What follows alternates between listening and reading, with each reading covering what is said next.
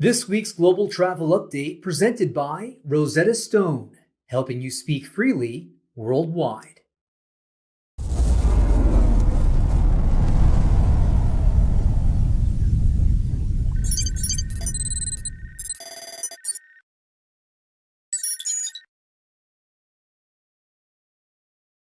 Well, surprise, surprise, I'm not supposed to be here today in New York. Peter Greenberg here with our Global Travel Update for this week. I was actually supposed to be coming to you from Anchorage, Alaska, but then, of course, we had the small software meltdown last week and a volcanic eruption to add a little insult to injury. And we'll get to all that in a second. I hope you guys are okay wherever you happen to be. It was quite a week last week, starting on Thursday and Friday, with that software meltdown globally. Hundreds of thousands of passengers stranded, basically abandoned. Airlines not doing a very good job of recovery. In fact, doing a terrible job of recovery. And in some cases, a terrible job of attitude, which I'll get to in a second. And now we're dealing with accountability. The U.S. Department of Transportation is investigating at least one airline, that's Delta, for how they recovered and didn't, how they continued to cancel flights up until today, as a matter of fact. And this thing happened last Friday. There are people who just never got to where they needed to go and will never get there. Consider this. When you have a meltdown, let's discuss what that meltdown is. We go back to the days of Continental had one, then United had one. Of course, the notorious one was December of 2022 with Southwest Airlines. They ended up getting a huge fine from the Department of Transportation as well. But at least they stepped up to the plate and set a precedent for taking care of people, not just the cost of their airline ticket, the cost of their babysitters, their dog grooming. I mean, everything that happened because they could not get to where they needed to go. Their clothing, alternate forms of transportation, either SUVs or hire cars or other airlines at much higher rates. Remember, it was over the holidays at Christmas. I mean, it was the worst version of planes, trains, and automobiles. In this situation, what did Delta do? Initially, they offered people a waiver so they could rebook their flight later at no additional cost. One small problem with that, there were no flights later. Remember, this is the long, hot summer of 2024. Planes are already full. Second problem, they offered them future flight credits. Another absurdity. 80% of the people who were stranded were only trying to fly to a family event, a holiday, a business meeting, or any kind of a sporting event, a concert, things that couldn't be rescheduled because they happened anyway. So a waiver wasn't going to help. A credit voucher was going to help. And in some cases, Delta, we're going to give you free Delta miles. That's the biggest insult of all. Miles you can never redeem because they're never available. Finally, Delta was reminded by the Secretary of Transportation about the rule that's been in place for years, that if an airline cancels your flight for any reason whatsoever, you're entitled to a full and immediate refund. Didn't we learn that lesson expensively during the pandemic? So now Delta is actually doing that, and because some of their major frequent flyers are really bitching at them, they're now offering compensation to cover things like alternate forms of transportation and all the other things that Southwest Airlines stepped up to the plate for nearly 2 years ago. So it's a mess. Now the area of conflicts here gets down to a definition of terms. Was this under the airline's control? The airlines will tell you, no, it was a software problem that we subscribed to, and it wasn't us.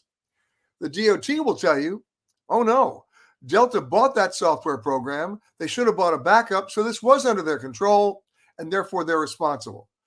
Get ready for some lawsuits here. Get ready for some serious fines. But the real question is, where's the compensation for the passengers?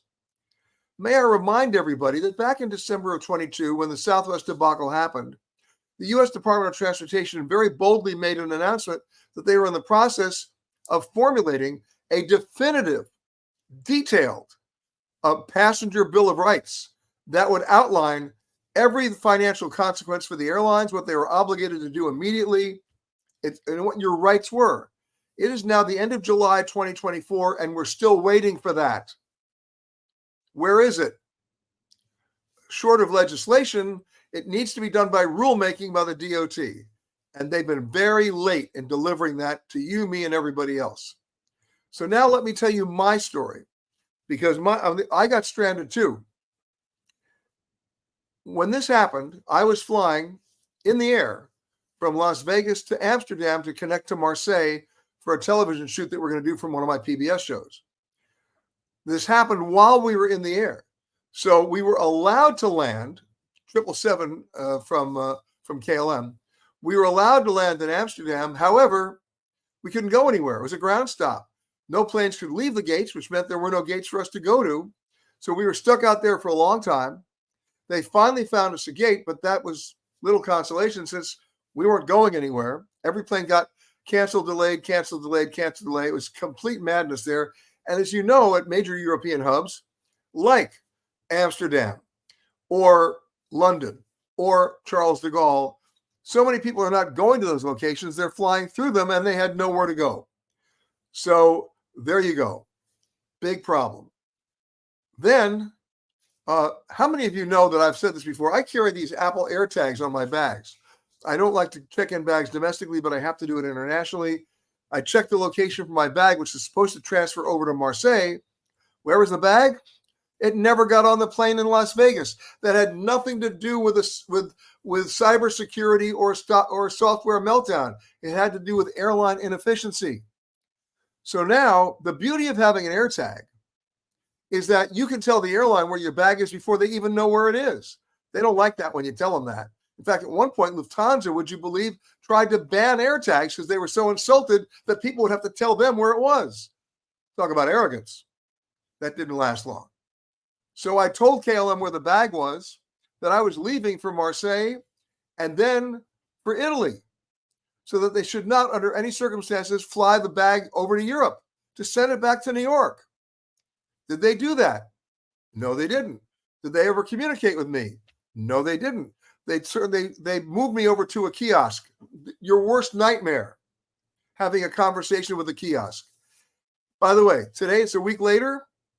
Guess where my bag is? It's in Amsterdam. They flew it there anyway. We know where it is. We can actually pinpoint the terminal building what's in, and nobody from KLM will take responsibility to fly the bag back to New York. Their customer care team is working on it. Really? I'm not alone. There are thousands of bags over there. The airlines are understaffed in the recovery phase. And the stupidity of all this, while we embrace artificial intelligence, let's investigate human stupidity. In the airline business, it's not the delivery of the service that matters. It's how well and how fast and how sensitively you recover. And they're not recovering well because they literally don't have the staff.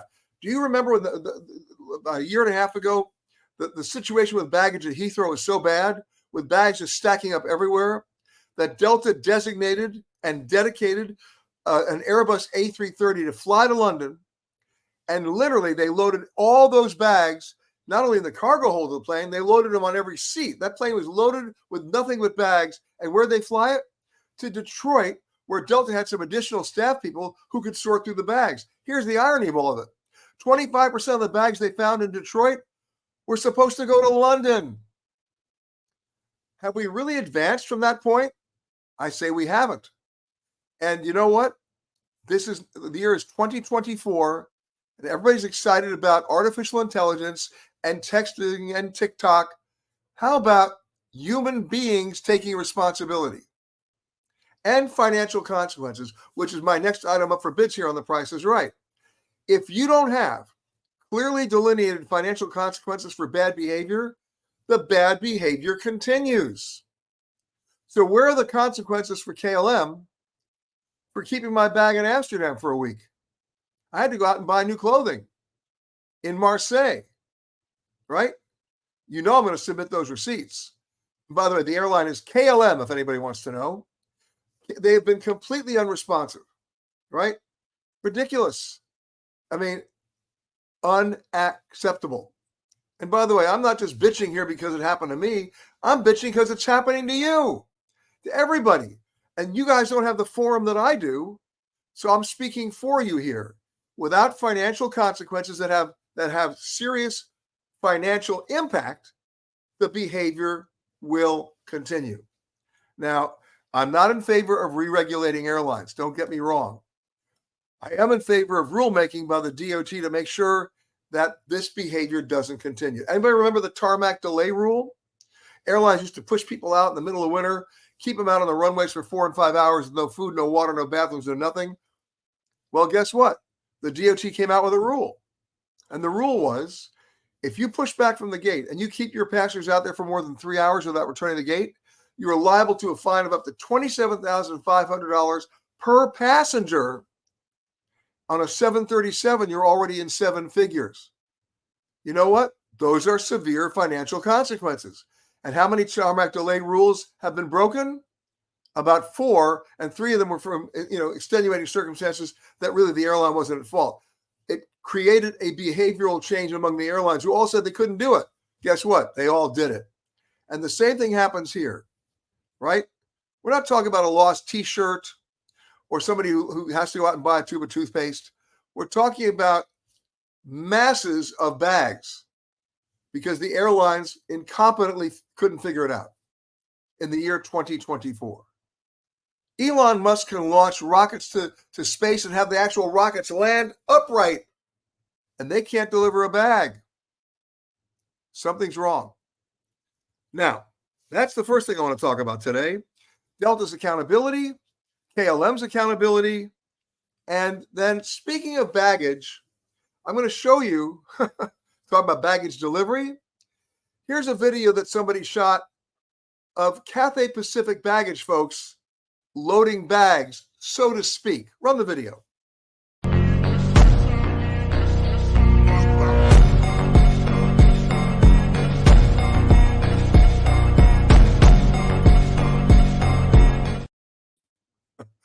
Yeah, get my point? That's their version of delivering bags. Apparently that person was suspended, but knowing that they don't have enough baggage people to work with anyway, so it's going to get worse. All right, let's shift gears about the news that just broke earlier this morning. Southwest Airlines, and we talked about this a couple of weeks ago that was in the works. Today they made it official. They're changing part of the culture of the airline. Gone are going to be those A, B, and C boarding groups. No unassigned seating. They're going to now start selling seats at a premium and assigned seats. So the first couple of rows of the plane will be more legroom seats that you'll pay a premium for, and every other seat will be assigned. So it's no longer trying to log on 24 hours ahead of time to be in the A, B, or C group. You're going to get a seat assignment. Now, why are they doing that? Because they want to do orderly boarding? No, they want to generate revenue. So that's the bad news. Here's the good news. They have not touched the company policy of not charging you to check 2 bags. If you go back in history, when the airline made that decision initially, Wall Street analysts were apoplectic because they claimed that Southwest is leaving $1.5 billion to $2 billion of revenue on the table by not charging for bags. And their then CEO, Gary Kelly, said, no, you guys don't get it.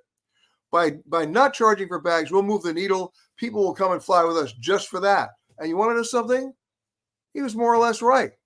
But now we live in a CFO mentality, not a CEO mentality. And it's all about generating revenue and keeping the analysts happy on your quarterly marks. So even though they haven't touched the bags this time around, and that's good news, they are touching the seats. So get ready for a change in culture at Southwest Airlines. I'll make you a bet. The boarding process will be slowed. It will not be increased. That would just be my guess. And you'll be paying more for an average ticket. So there's that. Crazy stuff, right? And again, word to the wise, anytime an airline, whether it's Delta or anybody else, says, oh, we're sorry you messed up, we'll give you a future flight credit, tell them, I got your credit right here, and get your refund. No more interest-free loans to the airlines for their mess-ups. Okay? And if you got a problem with that, you come right to me, Peter at petergreenberg.com, and we'll make that fight for you. But first, you got to make it for yourself. When we vote with our wallets, when there are severe financial consequences for bad behavior, the behavior improves. It's really as simple as that. Okay? Okay, now, lots of other things to talk about. I mentioned that I was supposed to be in Anchorage, Alaska today. I will be in Alaska by tomorrow night. But the reason why I'm not in Anchorage today has nothing to do with the meltdown of last week. It has to do with an eruption. Because I sailed into Messina 2 days ago. And I was supposed to fly from Messina in Sicily by driving to Catania, fly Catania to Rome, and then Rome to JFK. 3 hours before the ship docked in Messina, Mount Etna erupted again and showered Catania and much of Sicily with a huge cloud. It was raining black volcanic ash. Unbelievable. And so the airport shut down. They grounded the flights. It was a safety problem in terms of ingestion into the engines. And now nobody was going anywhere very fast. My only choice was to do the Italian version of planes, trains, and automobiles. We rented a car, took a ferry with the car, and drove 11 and a half hours to Rome, overnighted in Rome 2 nights ago, and yesterday finally flew back from Rome to JFK. So I will be going to Juneau tomorrow, and next week we'll be doing the global travel update somewhere from Alaska. I'll let you know. Anyway, now you know why I'm in New York and not Alaska. Let's say hello to a couple of people here who have been nice and patient. Harriet and Jim, they're in. They're always fun. They're always here. Forgive us, we were in Rhode Island and Boston last week, but they're back. Thank you, Jim and Harriet. Priya is now calling from Chicago. Sue is saying hi from Bellingham. Matthew is saying Madonna may not start on time, but the Doobie Brothers were prompt. I have no idea why you said that, but thank you. Madonna, by the way, Madonna has never started on time. Okay? Camilla is saying hello from Tucson. Scott saying hi from Chicago. Thank you for that nice note, Scott. Robin saying hello from Williamsburg. Question, with the computer software update problems, are they having to give any type of compensation? Well, that's what we're talking about. They should. Look, it's not that you just missed your flight. You missed a lot of other things, right? And if you were stranded in an intermediate city, you couldn't get home. Who's buying your clothes? Because they didn't get your bags. What about your hotel? What about alternate forms of transportation? What about meals? Let me tell you something about those airline vouchers for meals at airports. They suck. They give you a voucher good for one meal at $12. Have you ever shopped at an airport for food? You know what $12 gets you? A Cinnabon. And you don't want to eat that either. That's a weapon. I'm convinced that if they had dropped Cinnabons from about 12,000 feet during World War II, the war would have ended about 3 months earlier. They're weapons. Anyway, enough about Cinnabon, but you get the point. Those vouchers are negotiable. Don't just accept it because they say you get one. Have that airport representative or that airline representative go with you to that overpriced food outlet and see how far that $12 gets you. The second thing you need to know, if they give you a voucher for a hotel room, that doesn't mean the hotel room's available. And where's the hotel? 18 miles away or on the airport grounds? Everything's negotiable. Do not walk away without negotiating and determining where the hotel is located and that the airline can confirm to you, or that you can confirm in their presence, that there's actually a room at that hotel at that price. And last but not least, the food voucher. All right? So there you have on that. It just gets crazy. Now, I'm going to ask everybody a question. My bag has been missing. We know where it is. It's in Amsterdam. My bag has been missing for the last week. KLM has done nothing. So let's have at least a little fun here. Who wants to do an over and under as to when I'm getting my bag? 1 day? 2 days? Another week? Please don't pick the fourth choice. Never. But either way, I will be talking to KLM every single day, either personally on the phone, by email, or through you guys, to make sure that they return all the bags that are stuck in Amsterdam and that Delta returns all the bags that are stuck in Atlanta. This is nuts, and it has to be fixed. Okay. Adrian saying, morning from Huntington Beach, Surf City. Joyce saying, leaving for Dubai February 15th. When is the time to book airfare? Well, here's the deal. Booking it now is not going to help you. The airline computers are not, their algorithms are not really programmed to get you a good deal now. However, you want to go 45 to 54 days out, which really means, maybe mid-December, end of December. That will help you out. Okay? And remember, you didn't tell me where you're leaving for Dubai from. That will determine who you want to check out with. Because are you flying Emirates, or are you flying through another location, or even the United nonstop, which they have now? All right. Colleen says, Bob Jordan of Southwest said the reason they escaped the cyber strike was due to redundancy in their software and not because of a lack of updates. Redundancy, it's called Plan B. Where is Plan B? You want to embrace technology? How about embracing common sense first? Technology should never take precedence over common sense. And that's what we saw last week. Okay. Tayo's saying, I really don't understand how they fly these bags overseas when a flight has been delayed or canceled. It makes no sense. Because there's not enough people to take personal responsibility to flag down a bag and realize where it doesn't need to go. It's a decision that can take place in 30 seconds or less. They don't have the people to do it. They really don't. And those poor folks who work at the airlines in baggage claim, I don't know who they pissed off, but they've been given a thankless job. I feel for them. And they need more people down there to help them out. Okay. April's joining from Las Vegas. Melanie's saying hi from Miami. Just back from Edinburgh on the Royal Yacht Britannia. Lived up to all expectations, as did Edinburgh. What a beautiful city. Yeah, the Royal Yacht Britannia was fun, right? And that furniture is ancient on that ship. But, all right. Robin says, I love the AirTags. I love the AirTags too. I've developed an emotional relationship with my AirTags. They tell me when they miss me. It's crazy. We had the same problems with one piece of luggage, all made up at one. I told them where it was. They did not like to hear this. What did I say? I know where my luggage is and you don't. Is this your job? We got our bags back within 2 days, delivered to the house.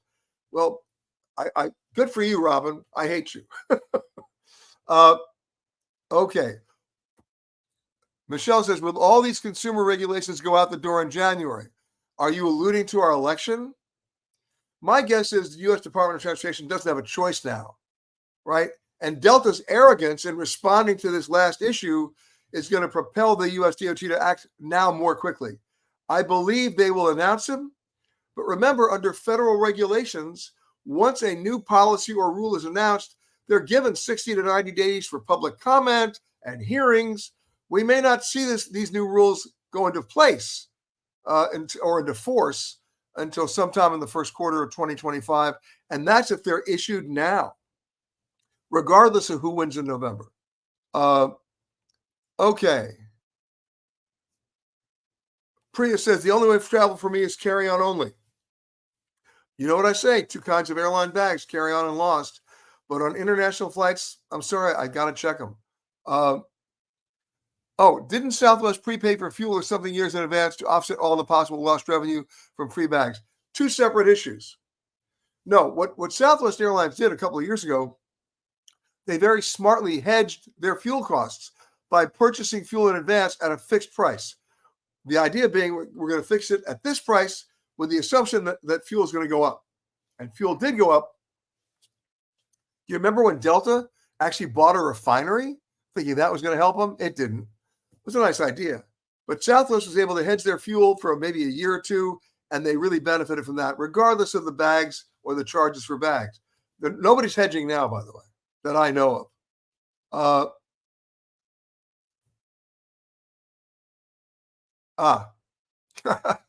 Do I know why the computers at the gate are still those old school green screen ones and using a dot matrix printer? No wonder they have old software. Yeah, well, there you go. I say this to pilots all the time. Pilots today, most commercial airline pilots, don't fly the planes. They monitor systems. I want a pilot old enough to know how to fly the plane when something goes wrong. The same thing happens at the counters and at the gates. I remember going to a United Airlines ticket counter in Los Angeles one day with a ticket I needed rewritten, and there were 9 people at the counter. And I said, who can help me rewrite a ticket? Oh, I'm sorry, sir. We're only here to help with kiosk problems. I said, the kiosk is your problem. It's going to take your job away. They should train you on how to write a ticket. And they looked at me like, my God, this guy is old. Guess what? At the end of the day, manual override is your answer, right? At the end of the day, if your systems fail on the plane, you fly the plane, right? At the end of the day, if the systems go out at the counter, how do you board a flight when everything's dependent on technology? You handwrite it, you make a list, and people can still get out. But nobody's trained to do that anymore because we become dependent on technology at the expense of what? Common sense.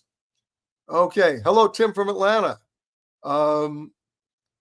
Okay. Oh, Scott says, put me down for $10 for August 1st on the bag return. Okay, Scott, you're on.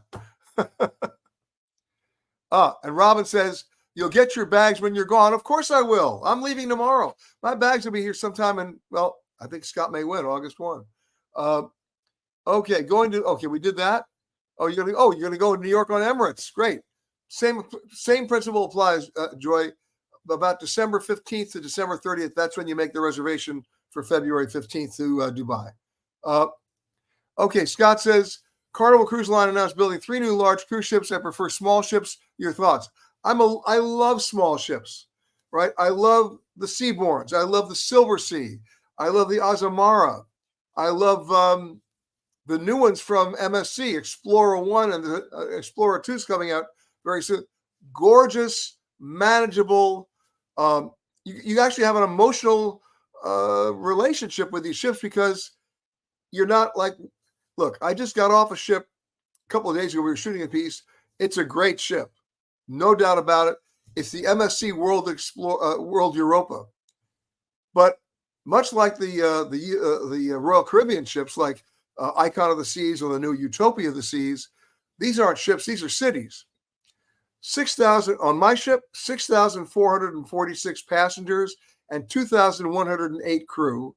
That's over 8,500 people on a ship. That's 27,000 meals a day, right? And we're just getting started, right? Assuming people go to the bathroom twice a day, that's what, 17,000 flushes? We were doing a piece on environmental responsibility and what they've done, and they've done a great job on this ship to make sure they have a zero tolerance policy. Nothing goes over the side, nothing gets burned, nothing gets thrown out. It's compacted, crushed, recycled. The treatment of the wastewater is phenomenal to watch about how they're able to do it. They have an entire deck devoted to nothing but osmosis to create water and water waste treatment to deal with black and gray water. It's amazing. But what they've done on those ships, and I hear what your point, Scott, and by the way, there's a market for this, and they do a great job of it. The ship is not going to destinations, although it's going to different ports. The ship is the destination. And when I asked people on that ship how they enjoyed their cruise, they didn't tell me about Genoa or Naples or Marseille or Malta or Barcelona. They told me what they did on the ship. And for a lot of people, that's the way to go. And you know what? I had a lot of fun on that ship. They even have bumper cars. All right, call me crazy. But as a personal preference, I love the small ships. First of all, they can go to ports that the big ships either won't or can't go. And it's a more intimate experience. But these days, in terms of environmental responsibility, I'm happy to report that companies like MSC are doing an amazing job. Literally, there was a time 25 years ago that I was told by crew members at night after dinner, don't go out on deck because that's when we burn all the garbage and you'll be covered in oily soot. I didn't believe them. I went outside and ruined 2 shirts. Today, you don't see that happening at all because nothing is burned. Nothing is thrown overboard. The aluminum in the cans are recycled. The glass is crushed. The cardboard's compacted. The laundry alone on this ship would amaze you about how they've been able to do it with less phosphates, right? The chemical impact has been reduced about 70%. And they're washing, think about this, between 16 and 20,000 sheets, 16 and 20,000 towels, 16 and 20,000 washcloths every 24 hours. It's amazing. Anyway, I digress. You asked about my preference of small ships. I'm with you. Okay. What card will I use in China? Apple Pay? I've heard they don't accept regular credit cards. Jeff, I'm going to check into that. I don't believe that's the case. I believe that your regular credit cards will work, but I will double check. I'll have an answer for you next week on that. Okay. Sue says, hey, I've got a name of a book for you, Missing in Amsterdam. Thank you, Sue. Okay. I'm still looking for updates on the Grand Hyatt Erewhon in Bangkok. Okay, Tim, I know you asked that question last week. We did look into it. It looks like a murder-suicide. Cyanide was involved. Apparently, these people knew each other. It was not some random act of violence. The people who perpetrated the crime, also the people who died, interestingly enough, and that's what they're investigating right now. But it was not some random act of violence from an outside source. the people involved all knew each other. So that's the latest, and we're working on that for you. Anna says the air traffic control systems hope they don't fail. It's more than the systems failing. It's the staffing. There are still major air traffic control centers in the United States that are operating at below an 85% staffing threshold. That is truly unacceptable, because what that means is many of the controllers there are being forced to work mandatory overtime. That is the one job you never want anybody to work overtime on. Are they kidding me? Ridiculous. All right, let's have some fun and go to the photo of the week. Do you love this? I love this. Can anybody tell me where this is? All right. First of all, congratulations to Deborah Southard. She writes, Positano, I sort of gave it away, Italy at twilight. This photo was taken from the restaurant at the Albergo, California, after it had rained. Yeah, it's perfect time, right? You know that moment. The skies cleared for this breathtaking view. And you know what? I loved it. Got to wait for the light. She did. She happened to be there. She snapped it. And if you think you got a photo that matches up with Deborah's, it's photo of the week, then you know what? You know what to do. You send it to photocontest@petergreenberg.com, and we'll be happy to post it along with Deborah's that we just did. Another reminder for those of you who haven't heard, I will be, we're going to be premiering next month in just a couple of weeks, our latest Hidden series, the 1 hour special on PBS, Amazon, and Apple TV Plus. It's called Hidden Belize, and here's the tease. Most people think they know it for its gorgeous beaches, great diving, and a vast seacoast. But most people don't know it. So get ready. Are you scared? To feel the rhythm, then get up close and personal in the jungle. And then a deep dive into a history of mythical proportions. And yeah, you're gonna get wet too.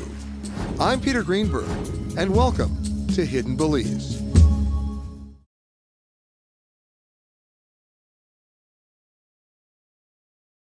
That's right. Check your local listings, and it's premiering next month on PBS, Amazon, and Apple TV Plus.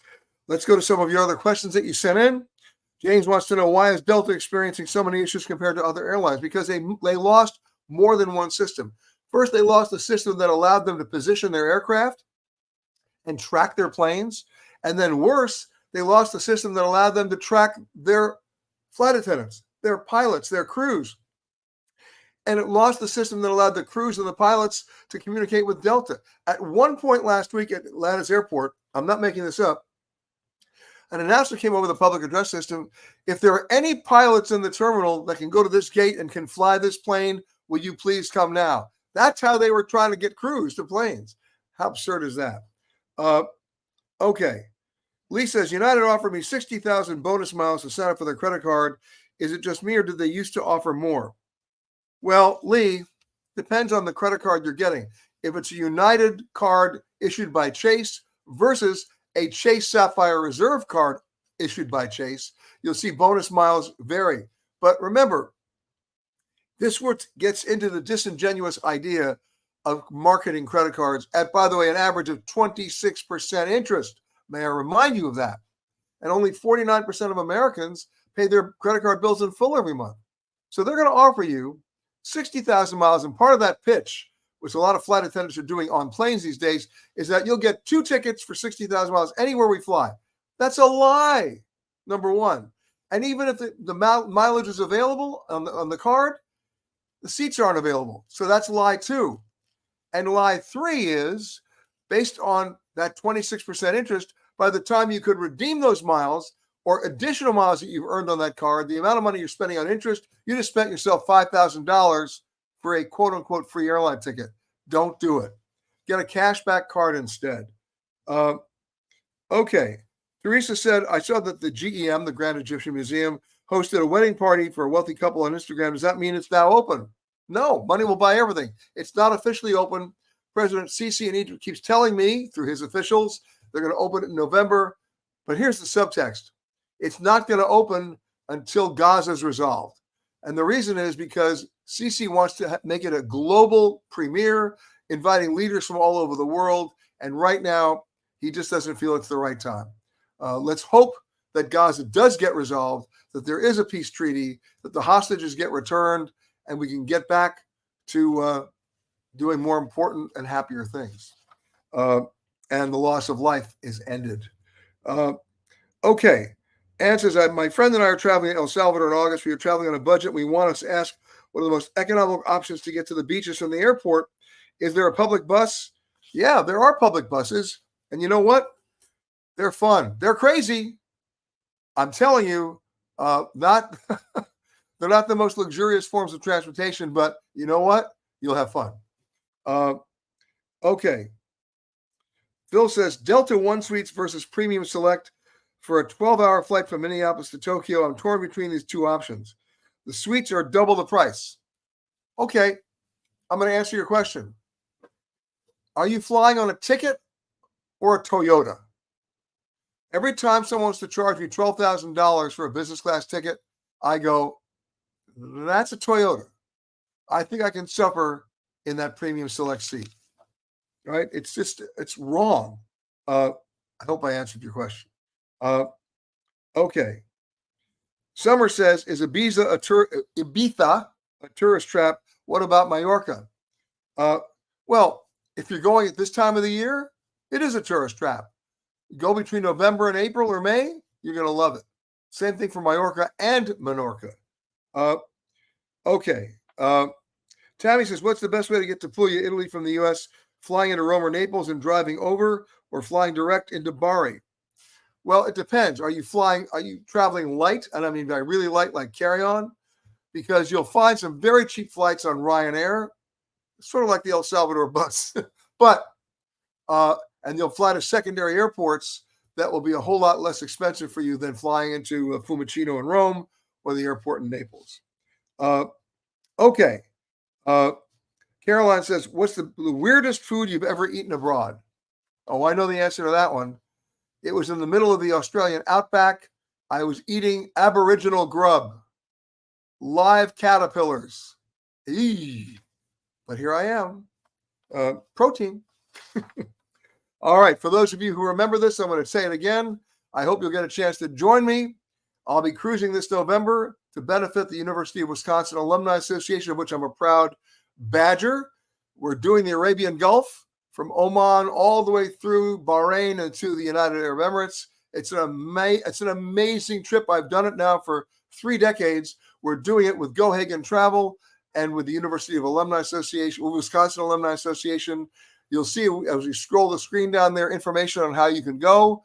I'll be speaking a number of times on the ship, and there's some other amazing speakers as well, not just on the destinations, but on travel issues as well. It's well worth this trip. And if you're worried about the location, get yourself a map. Nowhere near Gaza. This is safe, and you're going to have a great time. I've been going there, as I said, for 30 years, never a problem. And I hope you'll get a chance to join me, and it benefits all of our friends at the University of Wisconsin Alumni Association. So more information right there on the screen. I hope you'll check that out. Okay, so now I'm going to try to head to the airport pretty soon, but not before telling you a couple of things. Number one, as you know, Belize is premiering next month. Our radio show this Saturday from overseas, so check it out. 10 a.m. to 1 p.m. Eastern time. Of course, you can always stream it live at petergreenberg.com at about 10:05 a.m. Eastern. And then, of course, global travel update next week from some location. I can't tell you where yet because our schedule is very fluid, but it will be in Alaska. So I'll hope to see you then. In the meantime, Anthony Protus, thank you for helping us with the boards in California. Thank you all for watching. You can always reach me in the meantime with any problem you have, peter@petergreenberg.com.